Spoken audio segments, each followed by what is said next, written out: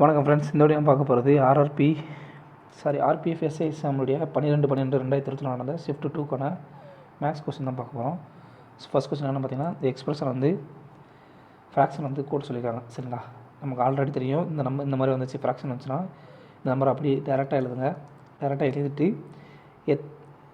இந்த கோடு இல்லாமல் மேலே கோடு இல்லாமல் எந்த நம்பர் இருக்கோ, தசமத்துக்கு அடுத்து எந்த நம்பர் இருக்கோ அந்த நம்பர் அப்படியே கழிச்சிருங்க. கழிச்சிட்டு எத்தனை நம்பருக்கு கோடு இருக்கோ அத்தனை 9, எத்தனை நம்பருக்கு கோடு இல்லாமல் இருக்கோ தசமத்துக்கு அடுத்து அத்தனை 0. சரிங்களா, ப்ளஸ் 3 இது என்ன வரும், 9 சொல்லி வரும். ஸோ இதை சுருக்குனீங்க அப்படின்னா 153 / 900 கூட்டல் 300 / 900 சொல்லி வரும். சரிங்களா, இது ரெண்டாவது சுருக்குனீங்க அப்படின்னா 453 / 900 மூணால் அடி கொடுத்தீங்கன்னா 15 1. ஸோ 151 / 300ன்றதான் ஆன்சர். சரிங்களா, அடுத்த கொஸ்டின் என்ன பார்த்தீங்கன்னா, ஒரு ஃப்ளாஸ்க் இருக்குது. அந்த ஃப்ளாஸ்கில் வந்து ஃபுல்லாக வந்து 20% வந்து சல்ஃபூரிக் ஆசிட் சொல்யூஷன் இருக்குது. சரிங்களா, அதில் இந்த 20% சல்ஃபூரிக் ஆசிட்லேருந்து கொஞ்சம் ஆசிட் வந்து வெளியே எடுத்துகிட்டு அப்புறம் 4% சல்ஃபூரிக் ஆசிட் சொல்யூஷன் வந்து ஆட் பண்ணுறாங்க. அப்படின்னா இந்த ப்ராசஸில் வந்து மொத்தம் வந்து 10% சல்ஃபூரிக் ஆசிட் சொல்யூஷன் இருக்கிற மாதிரி கடைசியாக மாறுது. அப்படின்னா what fraction of 20% sulfuric acid solution is replaced from the flask? இந்த 20% sulfuric acidலேருந்து எவ்வளோ வந்து டேங்கை வந்து எடுத்தாங்க அப்படின்னு சொல்லி கேட்குறாங்க. சரிங்களா, அவ்வளோதான். ஸோ ஃபஸ்ட்டு எவ்வளோ இருந்திருக்கு, 20% சொல்யூஷன் இருந்திருக்கு. அடுத்ததாக வந்து எவ்வளோ ஆட் பண்ணுறாங்க, 4% ஆட் பண்ணுறாங்களா? இப்போ ஆட் பண்ணும்போது கடைசி என்ன மாறுது, 10% சொல்யூஷனாக மாறுதுங்களா? அவ்வளோதாங்க. இது அப்படி ஃப்ராக்ஷனில் எடுங்க. அலிகேஷன் மெத்தட்னா 20 - 10 10 10 - 4 6. சரிங்களா, இது அடி கொடுத்தீங்க அப்படின்னா 3:5ன்னு சொல்லியிருக்கோம். நமக்கு what fraction of sulphuric solution replaced from the flask, என்ன இந்த ஃப்ளாஸ்க் வந்து எவ்வளோ வந்து ரிப்ளேஸ் பண்ணியிருக்காங்க, 20% வந்து ரிப்ளேஸ் பண்ணி எவ்வளோ மாறி இருக்குது அப்படின்னு பார்த்தீங்கன்னா டோட்டலாக வந்து எவ்வளோ இருக்குது, 8 இருக்குது. சரிங்களா, எவ்வளோ ரிப்ளேஸ் ஆகிருக்கு, 3லேருந்து 5 சொல்லி ரிப்ளேஸ் ஆகிருக்கு. ஸோ 5/8 தான், 5/8ன்றதான் ஆன்சர். அடுத்ததாக கொடுக்கப்பட்டதில் எது வந்து லார்ஜஸ்ட் ஃப்ராக்ஷன் சொல்லி கேட்குறாங்க. ஸோ குறுக்கு பெருக்கல் பண்ணிக்கலாமா, 2/8 7/24. ஸோ குறுக்கு பெருக்கல் பண்ணிங்க அப்படின்னா 48 இல்லாட்டா 56 இருக்குல்ல. பெரிய நம்பர் என்ன, 56 தான் பெரிய நம்பர். ஸோ அடுத்து இந்த 7/24 வந்து கேரி ஓவர் ஆகும். சரிங்களா, 7/24. அடுத்து 51/76. ஸோ இது வந்து குறுக்கு பெருக்கல் பண்ணிங்க அப்படின்னா நம்ம கிடைக்கிறது வந்து 532 சொல்லி வரும். 532 = 1224 இருக்குல்ல. பெருசு எது, இதுதான் பெருசு. ஸோ இது வந்து அடுத்து கேரி ஓவர் ஆகும். சரிங்களா, 51/76 வந்து அதுக்கு இணையாக இருக்கிறது கேரி ஓவர் ஆகும். அடுத்து 51/76 × 82/85. சரிங்களா, இதை குறுக்கு பெருக்கல் பண்ணிங்கன்னா என்ன கிடைக்கும் அப்படின்னா 1335 = 6232 சொல்லி கிடைக்கும். இருக்குல்ல பெருசு எது, 6232 தான். ஸோ இருக்குல்ல லார்ஜஸ்ட்டு ஃப்ராக்ஷன் எதுன்னு பார்த்தீங்கன்னா இந்த 82/85 தான். அடுத்ததாக ஒரு ஃபர்னிச்சர் 3 ஃபர்னிச்சரோட ஆவரேஜ் ப்ரைஸ் வந்து 15,990 அப்படின்னா 3 ஃபர்னிச்சரோடைய ப்ரைஸோட ரேஷியோ கொடுத்துட்டாங்க. அப்படின்னா அதில் இருக்க காஸ்ட்லியஸ்ட் ஐட்டத்தினுடைய விலை எவ்வளோன்னு சொல்லி கேட்குறாங்க. சரிங்களா, ஸோ 3 ஃபர்னிச்சரோட ஆவரேஜ் ரேட்டு அப்படின்னா டோட்டல் எவ்வளோ வரும், 3 × 15,990 வருமா? சரிங்களா, 15,990 வகுத்தல் இப்போ என்ன இருக்குது, இதோட மதிப்பு என்ன, இது வந்து 15x. இந்த அத்தனை ரேஷியோட 3 ஃபர்னிச்சரோட ரேஷியோடைய கூடுதல், இதோட கூடுதல் எவ்வளவு, 15x. So 15x. சரிங்களா, அப்போது 15xனால்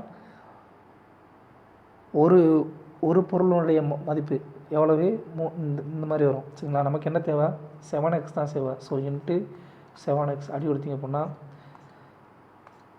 5 அடி கொடுத்தீங்க அப்படின்னா 3 × 15 1 × 5. சரிங்களா, மிச்சம் 4 49 9 × 45. சரிங்களா, மிச்சம் 4 8 × 40. ஸோ 8 × 7 7 × 56. சரிங்களா, யூனிட் டிஜிட் 6ல் முடிகிற மாதிரி ஒரே ஒரு நம்பர் தான் இருக்குது. ஸோ அதான் ஆன்சர். அடுத்து தேர்ட் ப்ரொபோஷன் கேட்டிருக்காங்க. அப்போ 48 24 அப்புறம் எக்ஸனுடைய தேர்ட் ப்ரொபோஷன் என்னன்னு கேட்குறாங்க. சரிங்களா, A/B/B/C இந்த மாதிரி இருந்துச்சு அப்படின்னா தேர்ட் ப்ரொபோஷன் என்ன வரும், B²/Aன்னு சொல்லி வரும். சரிங்களா, அப்போ 48 × இப்போ என்ன வரும் இங்கே, இது ஏ, இது பி, இது சி. சரிங்களா? அப்போது 24 × 24 வகுத்தல் 48 ஈக்குவல் டு சின்னு சொல்லி வரும். சரிங்களா? அடி கொடுத்தீங்க அப்படின்னா 2 சியோட மதிப்பு என்ன வரும், 12 சொல்லி வரும். So third proportional 12. அடுத்த கணக்கு, ஒரு பேங்க் வந்து 9.6% வந்து காம்பவுண்ட் இன்ட்ரெஸ்ட் கூட்டு வட்டியில் வந்து அரையாண்டு வட்டி விகிதமாக கொடுக்குது. ஒரு கஸ்டமர் வந்து என்ன பண்ணுறாரு, 8,908 ரூபாய் வந்து 1 ஜனவரிலையும் அடுத்து 1 ஜூலை இன்வெஸ்ட் பண்ணுறாரு அப்படின்னா அவருக்கு வந்து 2 வருஷம் கழித்து அவருக்கு எவ்வளோ அமௌண்ட் கிடைக்கும் சொல்லி கேட்டிருக்காங்க. 1 வருஷம் கழிச்சு at end of the year வந்து என்ன அமௌண்ட் கிடைக்கும் சொல்லி கேட்குறாங்க. ஸோ ரேட் ஆஃப் இன்ட்ரெஸ்ட் என்ன வரும், அரையாண்டுனா 9.6/2. சரிங்களா? அப்போது 4.8% ரேட் ஆஃப் இன்ட்ரெஸ்ட். சரிங்களா? அப்போ டைம் என்ன ஆகும், டைம் வந்து 1 வருஷம், இது 2ஆல் பெருக்கணும். இங்கே 2ஆல் ரேட்டை வந்து 2ஆல் பார்த்தீங்கன்னா டயத்தை வந்து 2ஆல் பெருக்கணும். ஸோ ஈக்குவல் டு 2 இயர்ஸ்னு சொல்லி வரும். நமக்கு ஆல்ரெடி தெரிஞ்சதான். ஸோ ஃபஸ்ட்டு வருஷம் 2வது வருஷம், ஃபஸ்ட்டு வருஷத்தோட பிரின்சிபலுக்கு ஒரு எக்ஸு. சரிங்களா? வட்டி கிடைக்கும். அடுத்து 2வது வருஷம் அதே பிரின்சிபலுக்கு வட்டி கிடைக்கும். சரிங்களா? எக்ஸ்ன்னு சொல்லி. இப்போது அதுக்கடுத்து 2வது வருஷத்தோட முடிவில் என்ன கிடைக்கும், இந்த வட்டிக்கு வட்டி கிடைக்கும் கூட்டு வட்டியில். அதுக்கடுத்தா கஸ்டமர் என்ன பண்ணுறாரு, 2வது வருஷத்தோட ஆரம்பத்தில், அதாவது ஜூலையோட ஆரம்பத்தில் வந்து என்ன பண்ணுறாரு, இன்னொரு பிரின்சிபல் வந்து இது பண்ணுறாரு. ஸோ அதோட மதிப்பு இன்னொரு எக்ஸ் வந்து கூடும். சரிங்களா? அதோட வட்டி இன்னொரு எக்ஸ் கிடைக்கும். அப்போ 3x + y தான் வந்து நம்ம கண்டுபிடிக்க வேண்டியது. கண்டுபிடிக்கலாமா? இப்போ 8,908 ரூபாய்க்கு 4.8% வட்டி என்ன பார்த்தீங்கன்னா 427 ரூபா 58 பைசா. 427 ரூபா 58 பைசா. சரிங்களா? அதே இது 427 ரூபா 58 பைசாவுக்கு 4.8% வட்டி எவ்வளோ பார்த்தீங்க அப்படின்னா 20 ரூபா 52 பைசா. சரிங்களா? 20 ரூபா 52 பைசா. நமக்கு என்ன தேவை, 3x + y தானே தேவை. 3xோட மதிப்பு 427 × 58 × 3 ஈக்குவல் டு என்ன வரும், 1282.74 சொல்லி வரும். சரிங்களா? அதோட நம்ம என்ன கூட்ட போகிறோம், இந்த 20 கூட்ட போகிறோம், ஒய்யை கூட்ட போகிறோம். 20 × 52 வகுத்தல் என்ன வரும் அப்படின்னு பார்த்தீங்கன்னா 1303.26 சொல்லி வரும். ஸோ ஆப்ஷன் 1303.27 தான் ஆன்சர். சரிங்களா? அடுத்ததாக ஒரு எலெக்ஷனில் வந்து ஒரு கேண்டிடேட் வந்து 70% வந்து எலிஜிபிள் ஓட்டர்ஸ். சரிங்களா? ஓட் போடுறவங்கள 70% ஓட்டு வந்து போல் ஆகுது. அதில் வந்து 6% ஓட்டு வந்து இன்வேலிடாக டிக்ளேர் பண்ணிட்டாங்க, மதிப்பில்லை சொல்லி டிக்ளேர் பண்ணிட்டாங்க. அப்புறம் ஒரு கேண்டிடேட் வந்து என்ன பண்ணுறாரு, 15,228 ஓட்டு வந்து வாங்குறாரு. அது வந்து இந்த வேலிடு ஓட்டில் 90% அப்படின்னா மொத்தம் எத்தனை எலிஜிபிள் ஓட்டர்ஸ் இருப்பாங்கன்னு சொல்லி கேட்குறாங்க. ஸோ எக்ஸுன்றது நமக்கு தெரிஞ்ச எலிஜிபிள் ஓட்டர்ஸ். சரிங்களா? அதோட மதிப்பு தெரியாது, டோட்டல் ஓட்டர்ஸ் மதிப்பு 6 அதை எடுத்துக்கலாம். அதில் வந்து 75% வந்து ஓட்டு போடுறாங்க. சரிங்களா? 75% ஓட்டு போடுறாங்க. நல்லா கவனிங்க, இந்த நம்பர் என்ன அப்படின்னா கடைசியாக ஓட்டு போட்டவங்களோட நம்பர். சரி, அதுக்கேற்ற மாதிரி நம்ம எல்லா பர்சன்டேஜும் நம்ம கன்வெர்ட் பண்ண போகிறோம். இப்போது எக்ஸு டோட்டல் ஓட்டில் வந்து 75% ஓட்டு வந்து போலாக இருக்குது. அதில் 6% வந்து இன்வேலிட்னு ஆயிடுச்சு. அப்போது வேலிடான ஓட்டு எவ்வளவு, 94%. 94 வகுத்தல் 100. சரிங்களா? இப்போது இந்த வேலிடு ஓட்டில் 90% ஓட்டு வந்து 15,228. அப்போது வேலிடு ஓட்டு இது, இந்த டோட்டல் வேலிடு ஓட்டு அதில் வந்து 90% என்ன பார்த்தீங்கன்னா ஈக்குவல் டு 15,228. ஸோ அடி கொடுக்கலாமா? அடி கொடுத்தீங்கன்னா 3, இங்கே 4, அடுத்ததான் 0க்கு 0, அடுத்து அடி கொடுத்தீங்க அப்படின்னா என்ன வரும் பார்த்தீங்கன்னா இங்கே 2ஆல் அடி கொடுக்கலாமா, 2, 47. சரிங்களா? இப்போ 47 அடி கொடுத்தீங்க அப்படின்னா என்ன வரும் பார்த்தீங்கன்னா 9ஆல் அடி கொடுத்தீங்க அப்படின்னா ஒரு 9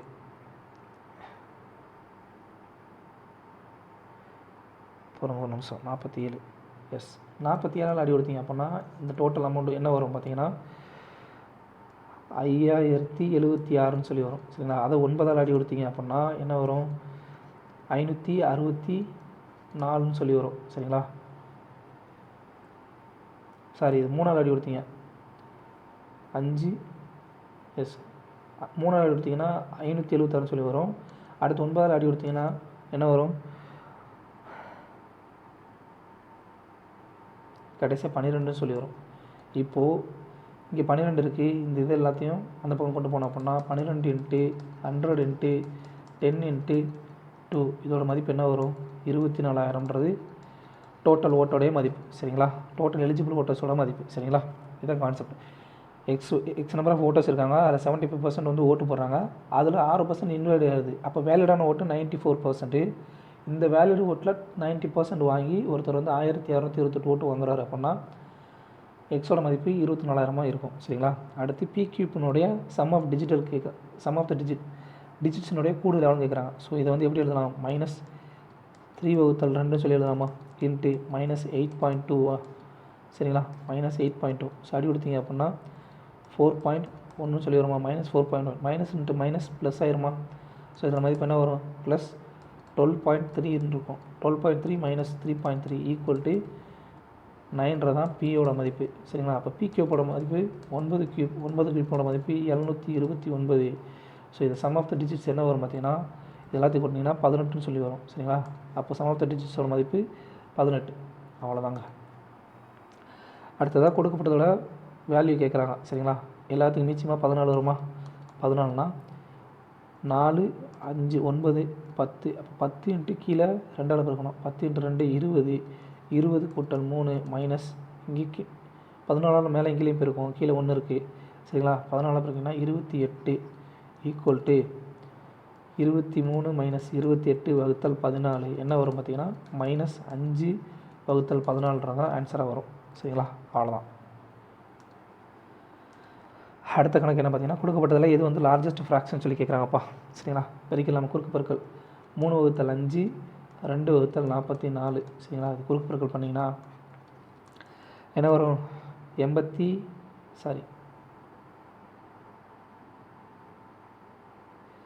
இல்லை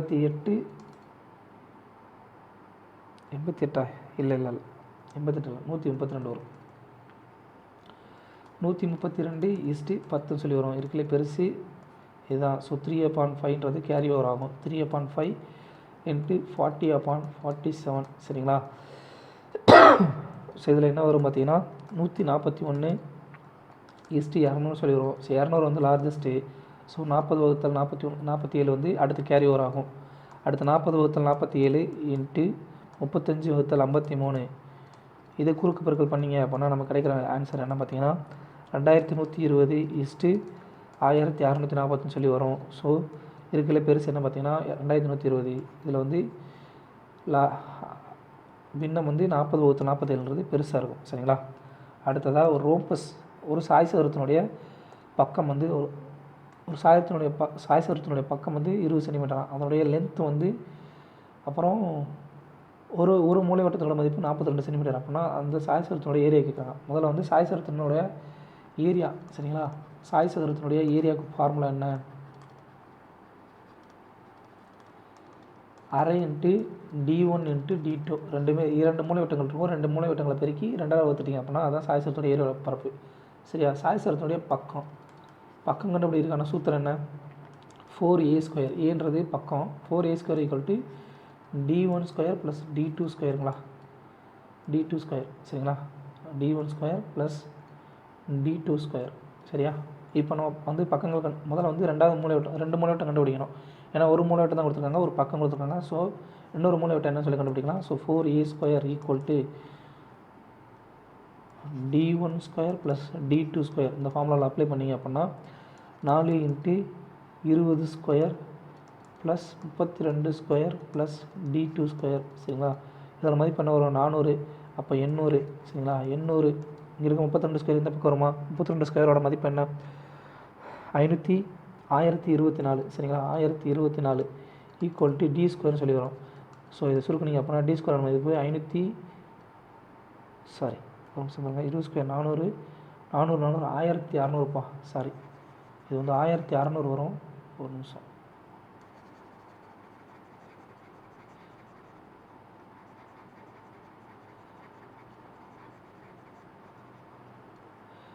இதோட மதிப்பு 1600. சரிங்களா? 1600 - 24 576 சொல்லி வரும். ஸோ d² மதிப்பு 576 அப்படின்னா டியோட மதிப்பு என்ன வரும் அப்படின்னா 24ன்னு சொல்லி வரும். சரிங்களா? அப்போது ரெண்டாவது d2². சரிங்களா? d2ஓட மதிப்பு 24. ஸோ ஏரியாவுக்கான ஃபார்முலா என்ன? ஏரியா ஆஃப் சாய்சதுரம். சரிங்களா? ரோம்பஸ். இதோடைய ஃபார்முலா என்ன? அரை இன்ட்டு d1 இன்ட்டு d2. சரிங்களா? d1 into d2. ஸோ அரை இன்ட்டு d1ஓட மதிப்பு பண்ண 32, d2ஓட மதிப்பு பண்ண 24. அடி கொடுத்தீங்க அப்படின்னா 16 × 24ஓட மதிப்பு என்ன அப்படின்னு பார்த்தீங்கன்னா 384ன்றதான் ஆன்சர். சரிங்களா?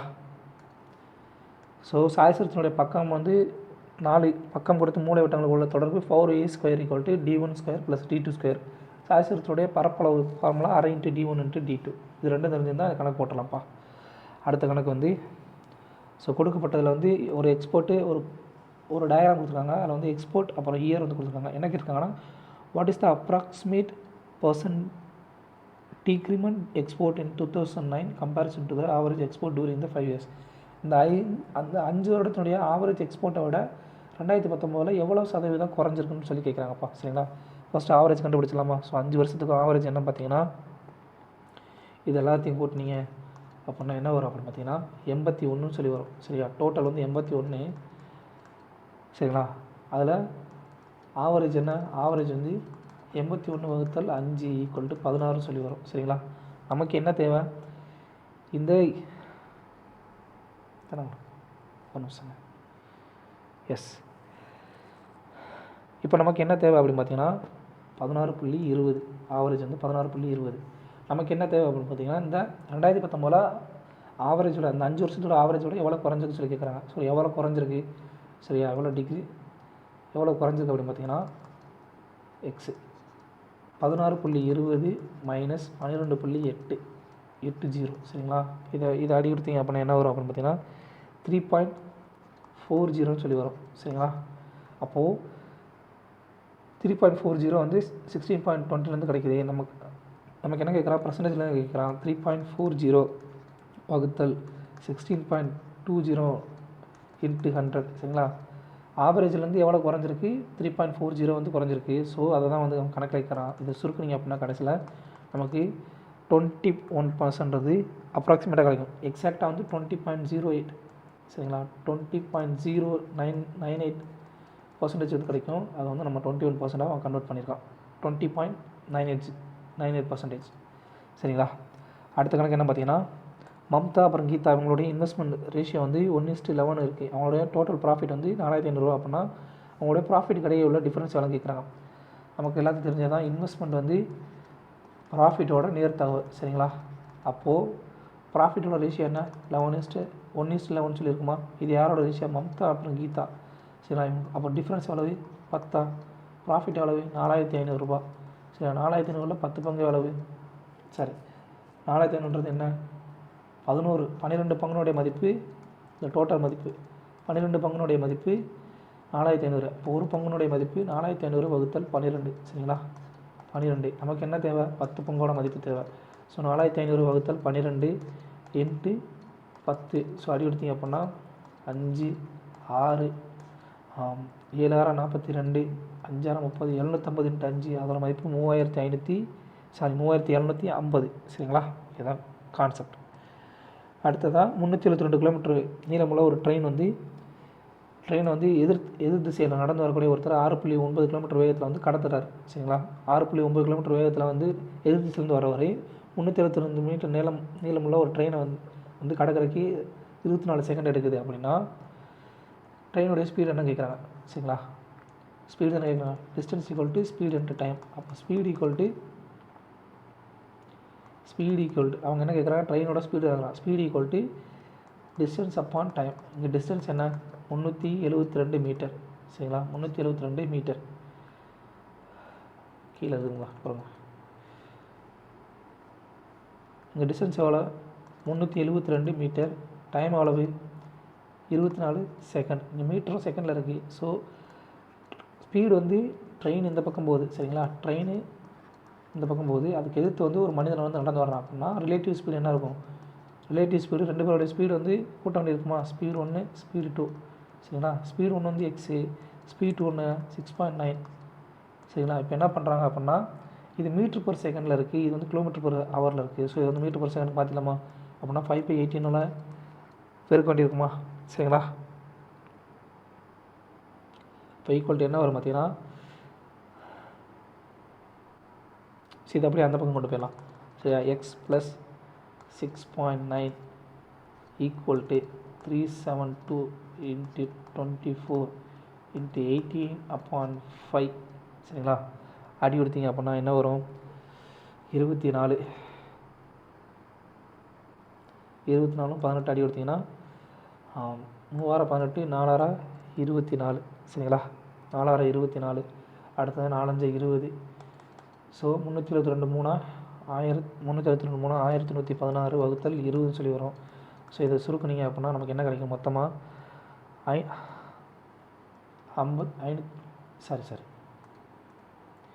இதை சுருக்கி வகுத்தீங்க அப்படின்னா நம்ம கடைசியில் கிடைக்கிறது 55.8. நமக்கு என்ன தேவை, ட்ரெயினோட ஸ்பீடு தான் தேவை. ஸோ 55.8 மைனஸ் 6.9 ஈக்குவல் டு ட்ரெயினோட மதிப்பு என்ன 48.9 மீட்ரு பர் செகண்ட் தான் ஆக்சுவலாக இது டைமிங்கு. அவன் கிலோமீட்டர் பர் ஹவரில் கேட்குறான், அதையும் டேரெக்டாக அவன் கணக்காக கொடுத்துட்டான். ஸோ இதுதான் ஆன்சர், 48.9 தான் ஆன்சர். இங்கே இதை மாற்றணும், மீட்ரு பர் செகண்ட் சொல்லி மாற்றணும். அடுத்ததாக 284 மீட்டர் நீளமுள்ள ட்ரெயின் வந்து 676 நீளமுள்ள ஒரு சுரங்கத்தை கடக்கிறதுக்கு 18 எவ்வளோ நேரம் ஆகும் கேட்குறாங்க. ட்ரெயினோட speed 18 kilometre per hour. So இங்கே டோட்டல் டிஸ்டன்ஸ் எவ்வளோ, distance upon speed equal to time சரிங்களா. டிஸ்டன்ஸ் எவ்வளவு 284 மீட்ரு ட்ரெயினோட லென்த்து, அடுத்து 676ன்றது டன்னோட லென்த்து, ஸ்பீடு எவ்வளவு 18 கிலோமீட்டர் பர் ஹவர். அதை வந்து மீட்ரு பர் செகண்ட் மாற்றிடலாமா, மீட்ரு பர் செகண்ட் மாற்றினா அடி கொடுத்தீங்கன்னா 18 அடி ஆயிரும். அடுத்து 284 676 இது ரெண்டையும் கூட்டினீங்க அப்படின்னா எவ்வளோ வரும் 960 சொல்லி வரும். 960 வகுத்தல் 5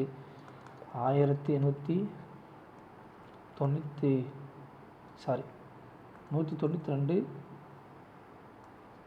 ஆன்சராக வந்து வரும். 192 செகண்டில் வந்து அந்த ட்ரெயின் வந்து அந்த டனலை வந்து கடந்திருக்கும் சரிங்களா.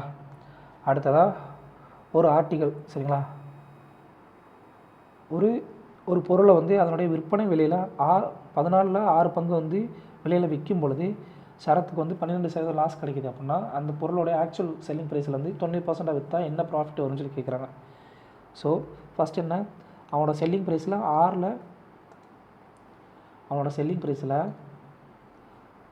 14 6 பங்கு வந்து விற்கிறான் சரிங்களா. செல்லிங் ப்ரைஸில் அப்படி விற்கும்போது அவனுக்கு எவ்வளோ லாபம், எவ்வளோ நட்டம் கிடைக்கிது 12% நட்டம் கிடைக்கிது. இங்கே விற்பனை விலை, அப்போ விற்பனை விலைக்கு மாற்றணும். அப்போது 12% நட்டம் அப்படின்னா 88% விற்பனை விலையாக இருக்குமா, எதோட விற்பனை விலை காஸ்ட் ப்ரைஸோட விற்பனை விலை. ஸோ இது ரெண்டையும் சுருக்கலாமா, அப்படி எடுத்து எப்படின்னா 3 7 22 25. ஸோ எஸ்பி அப்பான் சிபி என்ன வரும், என்ன வரும் பார்த்தீங்கன்னா ஸோ 22 × 7 வகுத்தல் 25 × 3. ஸோ இதில் மதிப்பு 154 வகுத்தல் 75. ஸோ எவ்வளோ கூடியிருக்கு, இங்கே வந்து எஸ்பியோட மதிப்பு தெரியும், எஸ்பியோட மதிப்பு என்ன 154, சிபியோட மதிப்பு 75 சரிங்களா. கணக்கில் என்ன கேட்குறான், இந்த எஸ்பியோட மதிப்புக்கு 90% வந்து ஆக்சுவல் செல்லிங் ப்ரைஸ் 154, இதில் வந்து 90% விற்றோம்னா என்ன ப்ராஃபிட் கிடைக்கும்னு சொல்லி கேட்குறான். ஸோ 154ல் 90% எவ்வளவு 90/100 என்ன வரும் பார்த்தீங்கன்னா ஈக்குவல் டு 138.6ன்னு சொல்லி வரும் சரிங்களா. நமக்கு என்ன தேவை, எவ்வளோ ப்ராஃபிட்னு சொல்லி கேட்குறாங்க. ஸோ 75ல் வந்து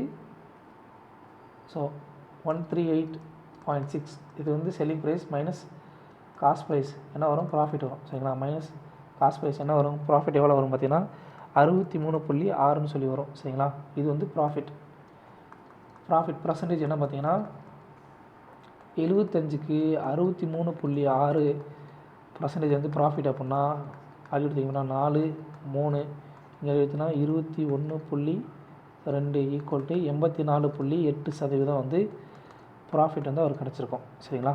இதான் ஆன்சர், இதுதான் கான்செப்ட். ஃபஸ்ட் வந்து அந்த ஒரிஜினல் செல்லிங் ப்ரைஸில் 14 6 பங்கு வந்து விற்பனை பண்ணுறான். அப்படி விற்பனை பண்ணும்போது 12% அவனுக்கு நட்டம் கிடைக்கிது. இப்போ 12% நட்டம் கிடைக்குன்னா அவனோட செல்லிங் ப்ரைஸ் என்ன இருக்கும் 88% காஸ்ட் ப்ரைஸுக்கு இருக்கும் சரிங்களா. இதை சிம்பிளிஃபை பண்ணிங்கன்னா எஸ்பிசிபியோட மதிப்பு கிடைக்கும். அவன் என்ன கேட்குறான், ரெண்டாவது 90% ஆஃப் செல்லிங் ப்ரைஸில் வந்து விற்றா நமக்கு எவ்வளோ ப்ராஃபிட் கிடைக்கும்னு கேட்குறான். ஸோ 154 90% வந்து மதிப்பு வருது. அந்த மதிப்பு ப்ராஃபிட்டாக எவ்வளோ வருது 63 காஸ்ட் ப்ரைஸோட கழிச்சிங்க அப்படின்னா 61.6ன்றது ப்ராஃபிட்டாக வரும். ஸோ இது வந்து ப்ராஃபிட் பர்சன்டேஜ் 84.88% சரிங்களா. அடுத்து இந்த கொடுக்கப்பட்ட நம்பரோட எந்த எண்ணை வந்து கூட்டினீங்க அப்படின்னா 11 லாபம் சொல்லி கேட்குறாங்க. 11 லாபப்படுறதுக்கு விதி நமக்கு தெரியும். ஒற்றை இலக்கத்தில் இருக்கக்கூடிய எண்கள் அப்புறம் இரட்டை இலக்கத்தில் இருக்கக்கூடிய எண்கள் இதனுடைய கூடுதல் இதற்குள்ள வித்தியாசம் 0 இருக்கணும் இல்லை 11 இருக்கணும். கூட்டலாமா 7 + 3 + 6 மைனஸ் 2 + 2 + 5 சரிங்களா. இதை அடி எடுத்திங்கன்னா 10 16 - 9 ஈக்குவல் டு எக்ஸோட மதிப்பு 7 இருக்கும். சரிங்களா? 7 வந்து கூட்டினீங்க அப்படின்னா இந்த டேர்ம் வந்து 0 ஆயிரும். இந்த எண் வந்து 11ஆல் வகுப்படும். சரிங்களா? அடுத்து ஒரு எண்ணோட வந்து 50% இன்க்ரீஸ் பண்ண தான் அந்த எண் வந்து 3700 மாறுது அப்படின்னா அந்த நம்பர் என்ன கேட்குறாங்க. ஸோ 50%க்கு வந்து பின்ன வடிவம் என்ன பார்த்தீங்கன்னா 1/2. சரி, 2லேருந்து 1 கூட்டுறீங்க அப்படின்னா 3 ரேஷியோட மதிப்பு 3900 அப்படின்னா 2 ரேஷியோட மதிப்பு என்ன வரும் அப்படின்னு பார்த்தீங்கன்னா 2600 சொல்லி வரும். சரிங்களாங்க? சரிங்களா? அடுத்ததாக இந்த கணக்கில் வந்து 19ஆம் கணக்கு. இதில் வந்து எக்ஸ் வந்து y³ - 1க்கு வந்து தலைகீழியாக இருக்காமா. சரியா? எதிர்த்தகவலாக இருக்குது அப்படின்னா ஒய்யோட மதிப்பு 2ன்னு இருக்கும் போதில் எக்ஸோட மதிப்பு 3 சொல்லி வருது அப்படின்னா ஒய்யோட மதிப்பு 4னா எக்ஸோட மதிப்பு என்ன சொல்லி கேட்குறாங்க. So x where is inversely to y³ - 1. So இந்த தகவல் வந்து எடுக்கிறதுக்கு நம்ம வந்து ஒரு மாறிலி சமன்பாடை மாற்றணும் அப்படின்னா ஒரு மாறிலி சேர்க்கணும். So X equal to k into 1/y³ - 1. சரிங்களா? இதோட மதிப்பு X equal to k/y³ - 1. So இதில் வந்து எக்ஸோட மதிப்பு 2 அப்படின்னா ஒய்யோட மதிப்பு 3 சொல்லிட்டாங்க. ஸோ 3 ஈக்குவல் டு k/y³ மதிப்பு என்ன 2³ - 1. அப்போ கேவோட மதிப்பு என்ன இருக்கும் 3 × 7 21 சொல்லியிருக்கோம். 3 × 7 21 சொல்லியிருக்குமா. கேவோட மதிப்பு கண்டுபிடிச்சாச்சா. அடுத்த கணக்கில் என்ன கேட்குறான் ஒய் வந்து 4 அப்படின்னா எக்ஸோட மதிப்பு என்ன கேட்குறான். சரிங்களா? அப்போது எக்ஸ் ஈக்குவல் டு k/y³ - 1. சரிங்களா? கேவோட மதிப்பு என்ன 21 y³ மதிப்பு என்ன 4³ - 1. ஸோ 21/63 சொல்லியிருக்கோம். அது அடி கொடுத்தீங்க சுருக்குனீங்க அப்படின்னா 1/3 தான் ஆன்சர். சரிங்களா? அடுத்ததாக ஒரு பர்சன் வந்து ஒரு சர்டன் டிஸ்டன்ஸ் வந்து 7 கிலோமீட்டர் மணிக்கு 7 கிலோமீட்டர் வேகத்தில் வந்து 9 மணி நேரம் வந்து பயணப்படுறாரு. சரிங்களா? அதுக்கடுத்து சில தூரத்தை வந்து மணிக்கு 5 கிலோமீட்டர் வேகத்தில் 5 மணி நேரம் பயணப்படுறாரு அப்படின்னா அந்த என்டையர் டிஸ்டன்ஸ் வந்து அவர் எவ்வளோ ஆவரேஜ் ஸ்பீடில் வந்து கடந்திருப்பார்னு சொல்லி கேட்குறாங்க. நம்ம தெரியும் ஆவரேஜ் ஸ்பீடோட மதிப்பு average speed equal to total distance upon total time. சரிங்களா? டோட்டல் டிஸ்டன்ஸ் இங்கே என்ன 9 ஹவரில் 7 மணி நேரம் மணிக்கு 7 கிலோமீட்டர் வேகத்தில் 9 மணி நேரம் வந்து ட்ராவல் பண்ணார். ப்ளஸ் 5 கிலோமீட்டர் வேகத்தில் 5 மணி நேரம் ட்ராவல் பண்ணுறாரு. ஸோ இதான் வந்து டோட்டல் டிஸ்டன்ஸாக இருக்கும். இப்போ டோட்டல் டைம் என்ன இங்கே ஒரு 9 ஹவர் இங்கே ஒரு 5 ஹவர். ஸோ 9 கூட்டல் 5 இதோட மதிப்பு 63 கூட்டல் 25 / 14. ஸோ என்ன வரும் அப்படின்னு பார்த்தீங்கன்னா 65 88 வரும். சரிங்களா? 88 / 14 அடி கொடுத்தீங்க அப்படின்னா 5 7 30 5 14 70 6 14 84 84 என்ன வரும் 4 / 14 சொல்லி வரும். இதை சுருக்குனீங்க அப்படின்னா 6 + 2/7 சொல்லி வரும் ஆன்சர். அவ்வளோங்க. அடுத்த கணக்கு என்ன பண்ணிங்கன்னா கொடுக்கப்பட்ட நம்பரில் வந்து இந்த எண்களால் வகுப்படக்கூடிய மிகச்சிறிய இயல் எண் எதுன்னு சொல்லி கேட்கலாம். எல்லாத்துக்கும் மிச்சம் எடுத்துடலாங்க. ஸோ 24 16 15 40. சரிங்களா? இதுக்கு மிச்சம் எடுத்தீங்க அப்படின்னா என்ன வரும் அப்படின்னு பார்த்தீங்கன்னா ஃபஸ்ட் 4ஆல் அடி விடலாமா. 4ஆல் அடி எடுத்திங்கன்னா 6 நாங்கள் 24 4 நாங்கள் 16 15 அப்படியே இருக்கும். அடுத்து 10 அப்படியே வரும். சரிங்களா? அடுத்ததாக 3ஆல் அடி விடுங்க. 3ஆல் அடி எடுத்திங்கன்னா 2 6 4 5 15 10. அடுத்து 2ஆவது அடி எடுத்தீங்க அப்படின்னா 5ஆவது அடி எடுத்தீங்க அப்படின்னா 2 4 1 2. அடுத்து 2ஆவது அடி எடுத்தீங்க அப்படின்னா 1 2 1 1. அவ்வளோதாங்க. இது எல்லாத்தையும் பெருக்கிடுங்க. 4 × 3 × 5 × 2 × 2. நான் 3 12 2 10 10 2 20 12 × 20 240 தான் ஆன்சர். சரிங்களா?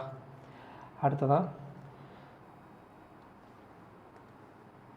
அனுபா வந்து ஒரு ஸ்கூட்டர் வந்து 97,830 வந்து விற்கிறாங்க. அப்படி விற்கும் போதில் அவங்களோட லாபம் என்னவானா செல்லிங் ப்ரைஸில் 5ல் 1 பங்காமல் அவங்களோட லாபம் அப்படின்னா ப்ராஃபிட் பர்சன்டேஜ் ப்ராஃபிட் பர்சன்டேஜ் எவ்வளோ கேட்குறாங்க. செல்லிங் ப்ரைஸில் 5ல் 1 பங்கு. ஸோ 5ன்றது செல்லிங் ப்ரைஸ், ப்ராஃபிட்ன்றது 1. சரிங்களா? ப்ராஃபிட் நமக்கு ஆல்ரெடி தெரியும். Profit equal to selling price minus CP அடக்க விலை. சரிங்களா? அப்போது profit 1 selling price 5 minus CP அப்படின்னா சிபியோட மதிப்பு என்ன வரும். சிபியோட மதிப்பு 4 சொல்லி வருமா. நமக்கு என்ன கேட்குறான் ஒரிஜினல் பர்சன்டேஜ் கெயின் பர்சன்டேஜ் எல்லாம் கேட்குறான். கெயின் பர்சன்டேஜ் என்ன ப்ராஃபிட் எவ்வளவு அடக்க விலை எவ்வளவு 4 விற்பனை ப்ராஃபிட் எவ்வளவு 1 ஈக்குவல் × 100 ஈக்குவல் டு 25% தான் வந்து ஆக்சுவலாக வந்து கெயின் ஆகிருக்கும். சரிங்களா? அடுத்ததான் கொடுக்கப்பட்ட ட்ரையாங்கலுடைய பரப்பளவு கேட்குறாங்க. இந்த நம்பர் 60, 61, 11 இது எல்லாமே வந்து ஒரு பைத்தாகரன் ட்ரிப்ளேட்ப்பா. சரியா, பைத்தாகரன் ட்ரிப்ளேட். ஸோ 60 அப்படின்னா இது வந்து 11 இருக்கும், இது வந்து 61 இருக்கும். இது வந்து ஒரு பைத்தாகரன் ட்ரிப்ளேட். சரிங்களா, அப்போது அந்த ட்ரையாங்கலோட ஏரியா பரப்பளவு என்ன, அரை பிஹெச்சா, அரைண்ட ட்ரையாங்கலோட ஏரியா என்ன வரும், அரை பிஹெச். அரை இன்ட்டு பியோட மதிப்பு என்ன, 60, ஹெச்சோட மதிப்பு 11. ஸோ அடி எடுத்திங்க அப்படின்னா 30 × 11 ஈக்குவல் டு 330 சென்டிமீட்டர் ஸ்கொயர்ன்றதான் ஆன்சர். சரிங்களா, கொடுக்கப்பட்ட நம்பர் வந்து எதனால் டிவைட் ஆகும் சொல்லி கேட்குறாங்க. இந்த நம்பர் வந்து 2 நம்பரில் டிவைட் ஆகும். 4ஆல் டிவைட் ஆகுமா, கடைசி 2 நம்பர் வந்து 4ஆல் வகுப்படும் அப்படின்னா அது வந்து 4ஆல் டிவைட் ஆகும். பட் இது வந்து வகுப்படாது. ஸோ இதை வந்து தப்பு, 4 வந்து ஆன்சராக வராது. ஸோ 5ல் வகுப்படணும்னா அந்த நம்பரோட யூனிட் டிஜிட் வந்து எய்தர் 0 அல்லது 5ல் இருக்கணும். ஸோ இதுவும் வகுப்படாது. பட் இங்கே ஆன்சரில் 11 கொடுத்துருக்கான். பட் இந்த நம்பர் வந்து என்டையராக வந்து போத் டிவைடட் பை 9 and 11 இது 2ஆல் வந்து வகுப்படக்கூடிய நம்பர் தான் அந்த நம்பரு. ஆனால் 9ஆல் வகுப்படணும்னா அதோடைய சம் ஆஃப் டிஜிட்ஸ் வந்து 9ஆல் வகுப்படணும். சம் ஆஃப் டிஜிட்ஸ் வந்து 9ஆல் வகுப்படணும். சரிங்களா, அது வந்து ரூல். சரிங்களா, அடுத்து ஒரு கிளாஸில் வந்து 35 ஸ்டூடெண்ட்டோடைய ஆவரேஜ் 52. அப்புறம் ஒவ்வொரு ஸ்டூடெண்ட்டோட ஆவரேஜ் வந்து 3 குறையுது அப்படின்னா அந்த புது ஆவரேஜினுடைய சம் ஆஃப் டிஜிட்ஸ் என்ன கேட்குறாங்க. நம்ம ஏற்கனவே சொல்லிட்டோம், ஒவ்வொரு ஈச் ஸ்டூடெண்ட் அப்படின்னா என்ன பண்ணணும், ஓல்டு ஆவரேஜ் என்னவோ அதுலேருந்து என்ன ஆப்ரேஷன் பண்ண சொல்லியிருக்காங்க, டிகிரிஸ் பை 3. சரிங்களா, அப்போ -3 ஈக்குவல் டு புது ஆவரேஜ் என்ன 49 அப்படின்னா இதோட யூனிட் டிஜிட் 4 + 9 19 தான் அதனுடைய டிஜிட் சம். சரிங்களா, அடுத்து ஒரு ஸ்கொயர் பிளாட் கொடுத்துருக்காங்கப்பா. ஒரு ஸ்கொயர் பிளாட்டு அதனுடைய ஏரியா வந்து 7569 அப்படின்னா அதனுடைய அதனுடைய பக்கங்களுடைய அளவு எவ்வளோ கேட்குறாங்க. சரிங்களா, ஒரு சதுர வடிவ ஃப்ளாட் இருக்குது. அந்த ஃப்ளாட்டினுடைய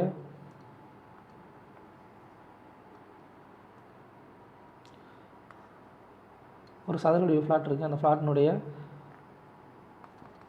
ஏரியா வந்து 7569 அப்படின்னா அந்த பக்கம் வந்து என்ன கேட்குறாங்க. சரிங்களா, அப்போ இதை வந்து ஸ்கொயர் ரூட்டில் எடுக்கலாமா, 75 69 இது எப்படி எடுக்கலாம், 2 பிரிச்சிங்க அப்படின்னா 8 ஸ்கொயர் 64. சரிங்களா, 64 மிச்சம் வந்து 1169 இருக்கும். ஸோ இங்கே மேலே இருக்க 8 வந்து இந்த 8 வந்து அப்படியே டபுள் ஆக்கணும் 16. இப்போ இங்கே எந்த நம்பரை போடுறீங்கன்னா அதே நம்பரால் இங்கே போட்டு பெருக்கணும். சரிங்களா, பெருக்கினீங்க அப்படின்னா இங்கே 3ஆல் பெருக்குனீங்க, 3 இல்லை 7, 7ஆல் பெருக்குனீங்க அப்படின்னா 1163 சொல்லி வரும். ஸோ பக்கத்துடைய மதிப்பு 87. சரிங்களா, அடுத்ததான் ஒரு அமௌண்ட்டை வந்து ஒரு சம்மை வந்து வட்டி கொடுக்குறாங்க. 2 வருஷத்தில் 14% வட்டி கொடுக்கும் போதில் அதோட சிம்பிள் இன்ட்ரெஸ்ட் அப்புறம் காம்பவுண்ட் இன்ட்ரெஸ்ட்டுக்கு வித்தியாசம் எவ்வளோ அப்படின்னு பார்த்தீங்கன்னா 633 ரூபா. சரிங்களா, அப்படின்னா அந்த சம் என்ன சொல்லி கேட்குறாங்க. ஸோ சிம்பிள் இன்ட்ரெஸ்ட் வந்து 2 வருஷத்துக்கு எவ்வளோ இருக்கும், 2 வருஷத்துக்கு வந்து சிம்பிள் இன்ட்ரெஸ்ட் எஸ்ஏ வந்து என்ன வரும் பார்த்தீங்கன்னா 2 வருஷத்துக்கு 28% வரும். அது இது காம்பவுண்ட் இன்ட்ரெஸ்ட் என்ன வரும், A + B + AB/100 இதுதான் வந்து 2 வருஷத்துக்கான காம்பவுண்ட் இன்ட்ரெஸ்ட் ஃபார்முலா. ஸோ என்ன வரும், 14% வந்து வட்டி, 14 + 14 + 14 × 14 வகுத்தல் 100. சரிங்களா, நமக்கு எவ்வளோ வித்தியாசப்படுது, இந்த 14 × 14 வகுத்தல் 100 தான் 633 ரூபா. சரிங்களா, 14 × 14 வகுத்தல் 100 ஈக்குவல் டு 633 அப்படின்னா நமக்கு என்ன தேவை, 100%. சம்மோட மதிப்பு பிரின்சிபலோட மதிப்பு 100. ஸோ 633 வகுத்தல் × 100 வகுத்தல் 140 14 × 14. சரிங்களா, 14 × 14 × 100. சரிங்களா,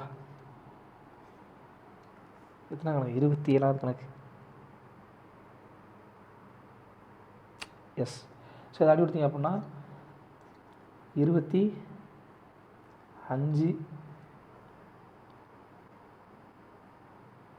7 அடுத்து 25 × 7 சாரிங்க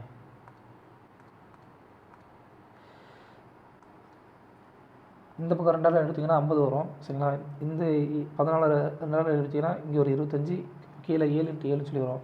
ஸோ இதை கடைசியாக சுருக்குனிங்க அப்படின்னா நமக்கு கிடைக்கிற ஆன்சர் வந்து 32,295 சொல்லி வரும். ஸோ வித்தியாசம் என்ன அப்படின்னா இந்த 14 × 14 வகுத்தல் 100 தான் வந்து ரெண்டு ரெண்டு அந்த 2 வருஷத்துக்கான தனி வட்டி அப்புறம் கூட்டு வட்டியினோட வித்தியாசம். சரிங்களா?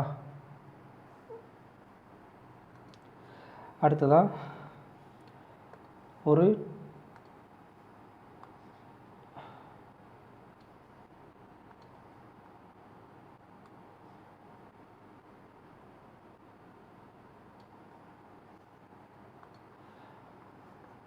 கனசெவகம். சரியா? அந்த கனசெவகம் சரி வேணாம், கையிலே போட்டுடலாம், ஒன்றும் பிரச்சனை இல்லை. ஒரு கனசெவகம் இருக்குது. சரிங்களா? ஒரு கனசெவகம்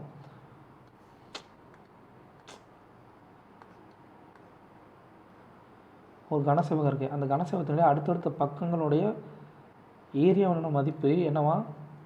இந்த கணக்கு ஆல்ரெடி பார்த்த மாடல் தான். அடுத்தடுத்த பக்கங்களுடைய ஏரியாவோட மதிப்பு இந்த அளவாமா. சரிங்களா? 3 பக்கங்களுடைய மதிப்பு. ஸோ இது எல், இது பி, இது ஹெச். சரிங்களா? அப்போ அடுத்தடுத்த பக்கங்களுடைய மதிப்பு என்ன இருக்கும்?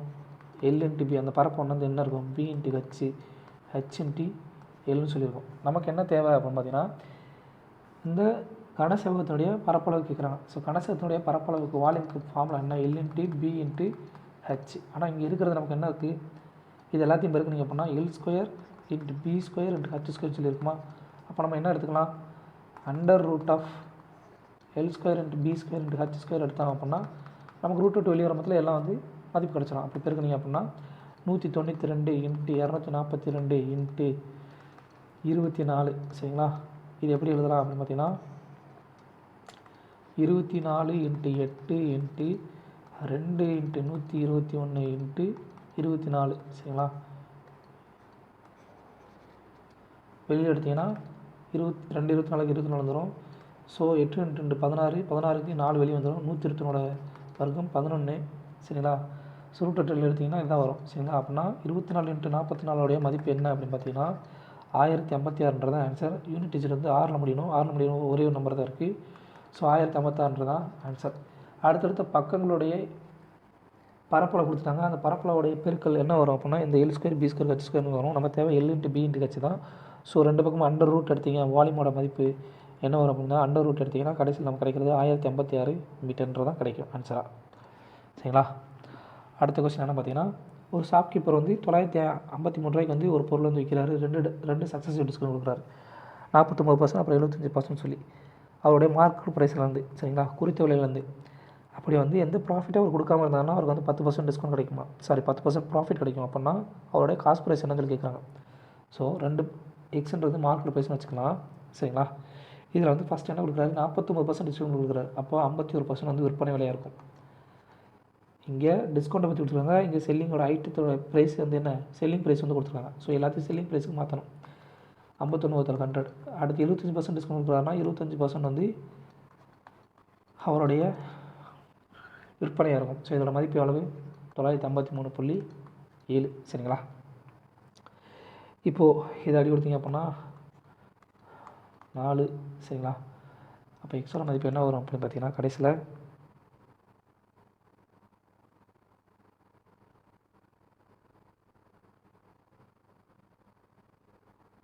இங்கே என்ன 25 4. சரிங்களா? ஸோ 25% 4 அடி கொடுத்தீங்க அப்படின்னா 51. சரிங்களா? 51 டேரெக்டாக அடி கொடுத்தீங்க அப்படின்னா இங்கே என்ன வரும்? 18.7ன்னு சொல்லி வரும். சரிங்களா? ஸோ 18.7 இன்ட்டு 4 இன்ட்டு 100 என்ன? இதோட மதிப்பு 7480ன்னு சொல்லி வரும். நமக்கு என்ன தேவை? சரி, 7450ன்றது என்னது? எக்ஸோட மதிப்பு. இப்போது சப்போஸ் அவர் வந்து ப்ராஃபிட்டு டிஸ்கவுண்ட் எதுவுமே கொடுக்காமல் இருந்தார் அப்படின்னா இது வந்து என்ன? எக்ஸு எம்பியோட மதிப்பு. சரிங்களா? இப்போ எந்த டிஸ்கவுண்ட்டும் அவர் கொடுக்காமல் இருந்தார் அப்படின்னா அவருக்கு வந்து 10% லாபம் கிடைக்கும் சொல்லியிருக்காரு. அப்போ எம்பியோட டேரெக்டாக வந்து ப்ராஃபிட் வந்து கொடுத்துருப்பாரா? ஸோ எம்பி வந்து செல்லிங் ப்ரைஸ் அப்படி டேரெக்டாக மாறி இருக்குமா? எம்பி வந்து செல்லிங் ப்ரைஸாக மாறி இருக்குமா? அப்போது செல்லிங் ப்ரைஸோட மதிப்பு 110%. ஏன்னா 10% கூடுதா? 10% ப்ராஃபிட் கிடைக்குமா? மார்க் ப்ரைஸ் வந்து டிஸ்கவுண்டே கொடுக்காம இருந்தாலும் 10% ப்ராஃபிட் கிடைக்குமா? 110 மதிப்பு 7480 அப்படின்னா நமக்கு என்ன தேவை? 100% மதிப்பு தான் தேவை. ஸோ 7480 வகுத்தல் 110 இன்ட்டு 100 ஈக்குவல் டு என்னன்னா பார்த்தீங்கன்னா 6 8 ஈக்குவல் டு 6800 வந்து அதனுடைய காஸ்ட் ப்ரைஸாக இருந்திருக்கும். சரிங்களா? சிபியோட மதிப்பு 6800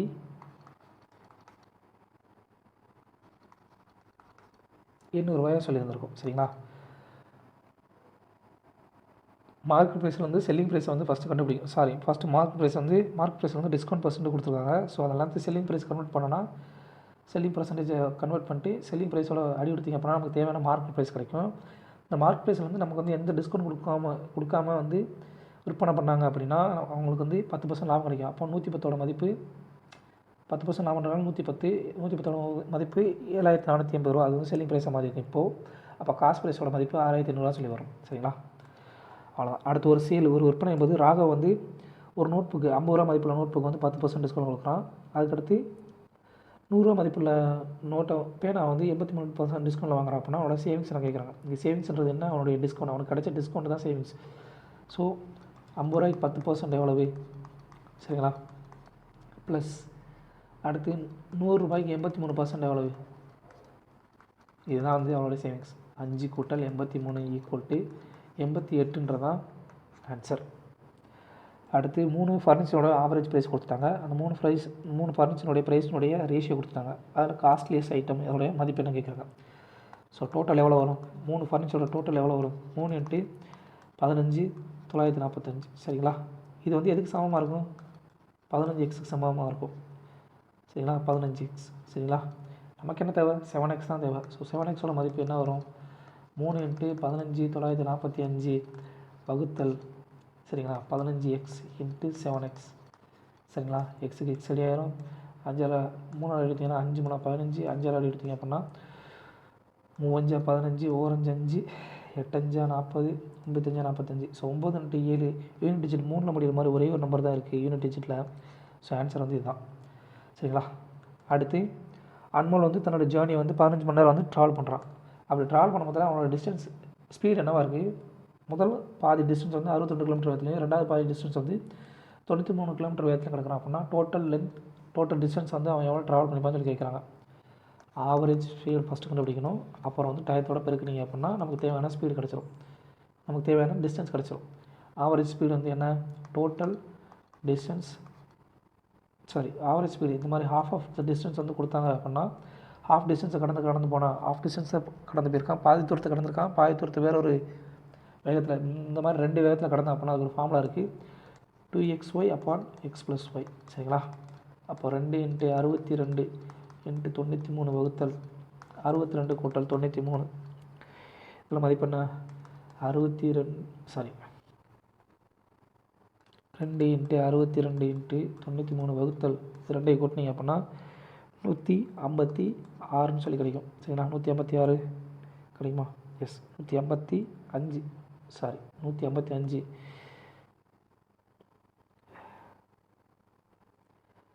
சரிங்களா? இது வந்து ஆவரேஜ் ஸ்பீடு. நமக்கு என்ன தேவை? டிஸ்டன்ஸ் தான் தேவை. Distance = speed × time. ஸ்பீடு அப்படி வச்சுக்கலாமா? ஸ்பீடு என்ன? 2 × 62 × 93 வகுத்தல் 15. டைம் என்ன? 15 மணி நேரம். சரிங்களா? 155 அடி கொடுத்தீங்க அப்படின்னா 3 15 1 அடி கொடுத்தீங்கன்னா 2. ஸோ இது எல்லாத்தையும் 2 4 4 36 6ல் முடிகிற மாதிரி ஒரே ஒரு நம்பர் தான் இருக்குது யூனிட் டிஜிட்டு. ஸோ 1116 கிலோமீட்டர் தான் வந்து அவர் வந்து ட்ராவல் பண்ணிப்பார். சரிங்களா? அடுத்ததான் இங்கே சிம்பிள் இன்ட்ரெஸ்ட் கொடுத்துட்டாங்க. 2000 ரூபாய்க்கு வந்து 6.5% வந்து இந்த பர்டிகுலர் டேட்டுக்குள்ளே டிஃப்ரென்ஸ் எவ்வளோன்னு சொல்லி கேட்குறான். சிம்பிள் இன்ட்ரெஸ்ட் எவ்வளோ கேட்குறான். இந்த டேட்டோட மதிப்பு எவ்வளோ இருக்கும்? 73 days. சரிங்களா? அப்போ வருடத்தை கன்வெர்ட் பண்ணிங்கன்னா 73/365 = 1/5 years. சரிங்களா? SI = PRT/100. சரிங்களா? இப்போ பிரின்சிபலோட மதிப்பு என்ன? 2000. சரிங்களா? ரேட் ஆஃப் இன்ட்ரெஸ்ட் என்ன? 6.5 × டைம் என்ன? 1/5. சரிங்களா? 1/5 × இங்கே ஒரு 100 இருக்குது. அடி எடுத்தீங்க அப்படின்னா 2 இங்கே அடி எடுத்தீங்க அப்படின்னா 13 1.3. ஸோ 1.3 × 200 20 எவ்வளோ வரும்? 226 சொல்லி வரும். சரிங்களா? அவ்வளோ. அடுத்தது சிம்பிளி பண்ண சொல்லியிருக்காங்கப்பா. ஸோ 19லேருந்து 3 கழிச்சிங்கன்னா 6 6 வகுத்தல் 3 2 1 × 2. ஸோ இதோட என்டையர் மதிப்பு 2 சொல்லி வரும். இங்கே 20 13. ஸோ 20 பார்த்தீங்கன்னா 260 × 2ஓட மதிப்பு 520. அவ்வளோதான். அடுத்து ஒரு 41 எண்களுடைய ஆவரேஜ் வந்து 58. அதில் ஃபஸ்ட்டு 16 நம்பருடைய ஆவரேஜ் வந்து 46. லாஸ்ட் 26 நம்பருடைய ஆவரேஜ் வந்து 66 அப்படின்னா இந்த 16 நம்பரை நீக்கினதுக்கப்புறம் ரிமைனிங் நம்பர்னுடைய ஆவரேஜ் என்ன சொல்லி கேட்குறாங்க சரிங்களா. ஃபஸ்ட்டு 41 நம்பருடைய ஆவரேஜ் எவ்வளவு 58 சரிங்களா, ஒரிஜினல் ஆவரேஜ். அடுத்ததான் ஃபஸ்ட்டு 16 நம்பருடைய ஆவரேஜ் என்ன 46.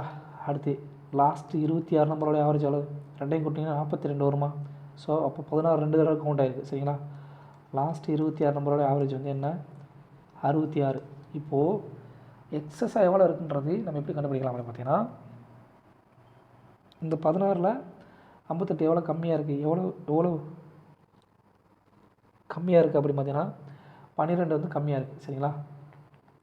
அப்போது -12 சரிங்களா. அப்போது 16 × -12ஓட மதிப்பு என்ன 16 × -12ஓட மதிப்பு -192 சரிங்களா.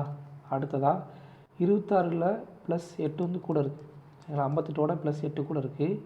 அப்போது 26 × +8 இதோட மதிப்பு என்ன 208 சொல்லி வரும் சரிங்களா. 25 8 200 ஒரு 8 8 208 சொல்லி வரும். ஸோ இது ரெண்டையும் கூட்டினீங்க அப்படின்னா நமக்கு என்ன வரும்